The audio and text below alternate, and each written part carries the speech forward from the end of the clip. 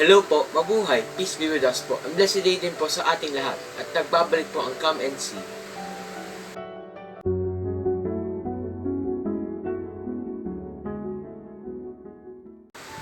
Isang powerful prayer nga po. Sabihin po natin, Jesus, I trust in you.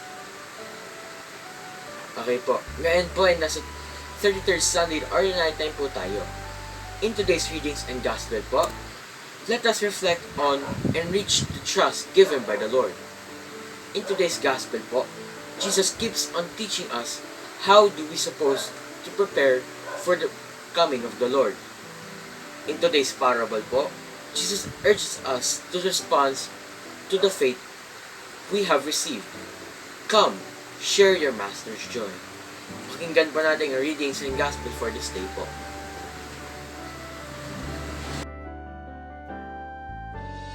A reading from the book of Proverbs.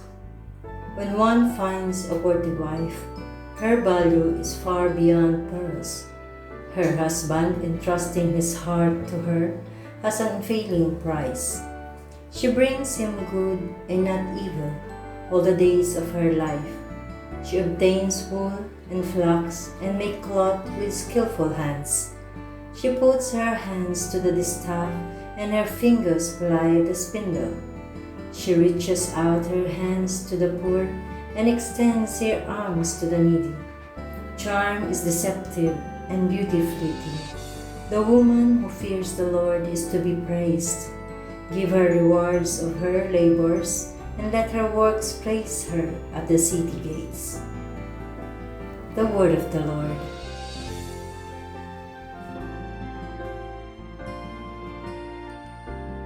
A reading from the first letter to the Thessalonians. Concerning times and seasons, brothers and sisters, you have no need for anything to be written to you. For you yourselves know very well that the day of the Lord will come like a thief at night, when people are saying peace and security, then sudden disaster comes upon them, like labor pains upon a pregnant woman, and they will not escape. But you, brothers, are not in darkness, for that day to overtake you like a thief. For all of you are children of the light and children of the day. We are not of the night or of darkness. Therefore, let us not sleep as the rest do, but let us stay alert and sober. The word of the Lord.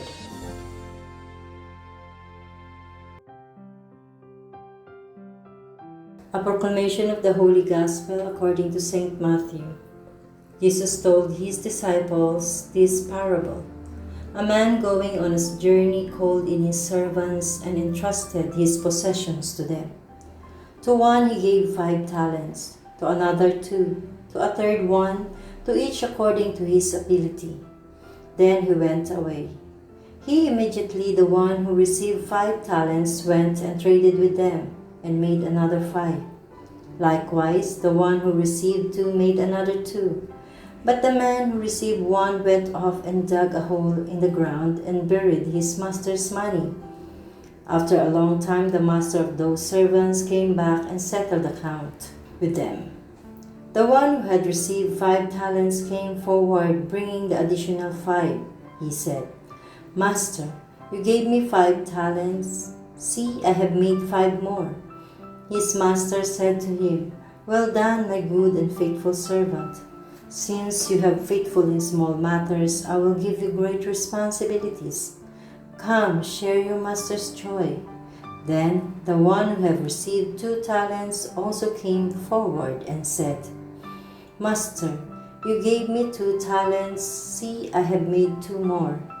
His master said to him, "Well done, my good and faithful servant. Since you were faithful in small matters, I will give you great responsibilities. Come, share your master's joy." Then the one who had received the 1 talent came forward and said, "Master, I knew you were a demanding person, harvesting where you did not plant and gathering where you did not scatter. So out of fear I went off and buried your talent in the ground. Here it is back."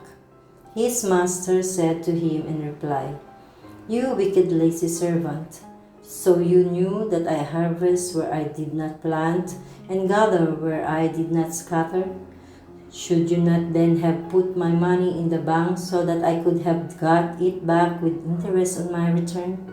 Now then, take the talent from him and give it to the one with 10. For to everyone who has, more will be given and he will grow rich. But from the one who has not, even what he has will be taken away. And throw this useless servant into the darkness outside, where there will be wailing and grinding of teeth." The Gospel of the Lord.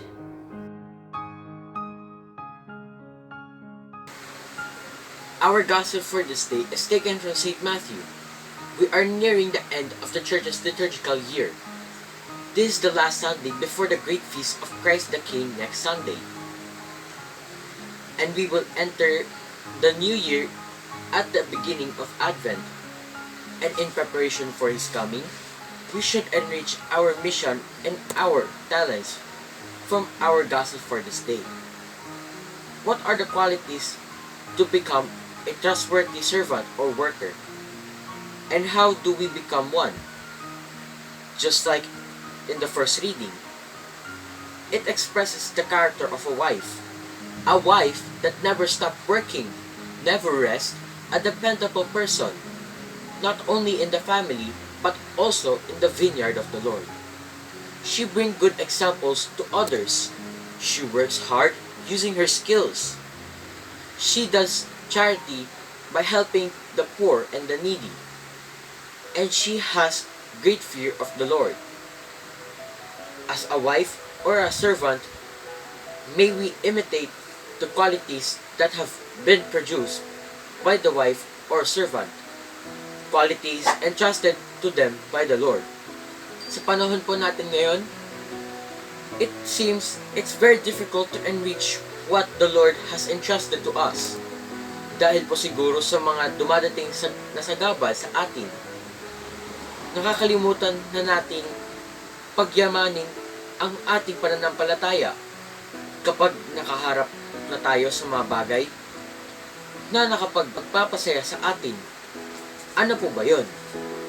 Barkada, mga bisyo, o pangsariling luho? We vary our talents or abilities instead of helping those in need. Lalo na po sa panahon po natin ngayon. Maybe this is the time we help sa mga naapektuhan ng bagyo o sa pandemya. Tulungan po natin sila at ipagdasal na maging matatag. Magdasal po tayo at humingi ng gabay sa Panginoon upang tulad ng mabuting asawa, kahit pa manood ng ilang K-drama, magampanan nawa natin at mapalago ang ibinigay sa atin ni Lord. And the Lord will say, "Come, share your master's joy."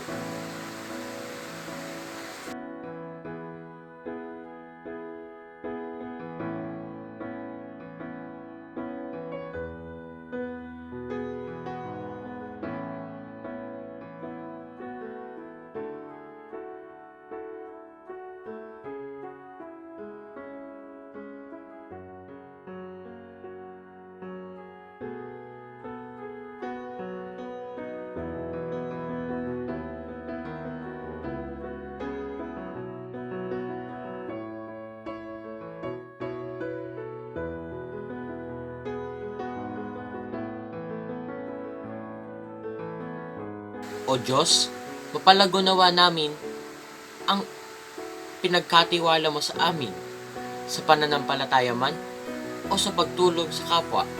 Protect us and guide us, Lord. Amen. Thank you for watching, my dear brothers and sisters. Maraming salamat po and God bless po sa ating lahat.